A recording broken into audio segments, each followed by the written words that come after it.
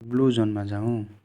Blue जोनमा चाहिँ हामी 75 देखि 84 सम्मलाई भित्र पार्छौँ। 75 यहाँ छ, अरू सबै बाहिर पर्छन्। यिनीहरू बाहिर पर्छन्। 76 पनि भित्र पर्ने भयो। यहाँनिर यो पानी परेको भएर राम्रोसँग देखिएन। 76 पनि भित्र पर्ने भयो।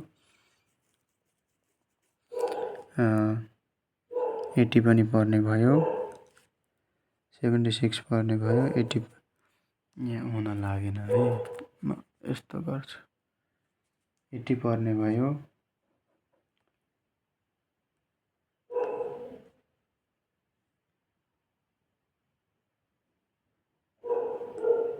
यो सबै पर्छ। यो 82 सबै पर्ने भयो। के भएको?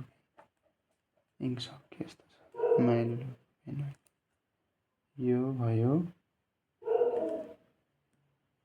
यो सबै ब्लू कलर लाग्छ है, यसमा सबै ब्लू कलर लाग्छ। अहिले पछि हामी कलर गर्दाखेरि यो अहिले हामी कन्टुर बनाउनलाई यस्तो भयो।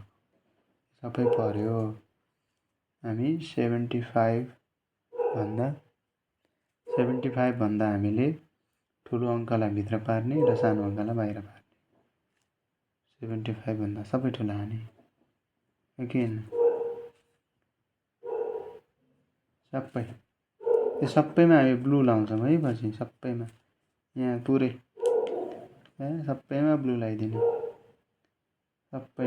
सबैमा ब्लू लगाइदिनु।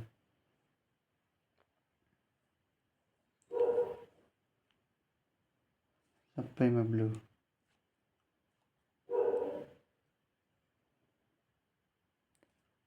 यसलाई नि भित्र पार्ने। यस कुनै कन्टुर छुट्न भएन। कुनै छुट्यायो त कुनै छुट्याएन। यताको सबै के भयो त? यताको सबै के भयो त? ब्लू भयो। ठिक छ। अब ग्रीन चाहिँ कुन बाँकी भयो त भन्दाखेरि यो।